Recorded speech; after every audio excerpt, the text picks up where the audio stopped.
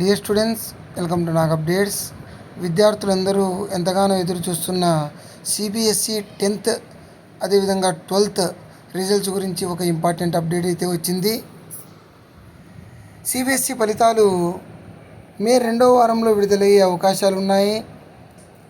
ఈ సంవత్సరం మనకు సిబిఎస్ఈ 10th క్లాస్ ఎగ్జామ్స్ ఫిబ్రవరి 15th నుంచి మార్చి 13 వరకు, అదేవిధంగా 12th క్లాస్ ఎగ్జామ్స్ వచ్చి ఫిబ్రవరి 15th నుంచి ఏప్రిల్ 2nd వరకు జరిగాయి.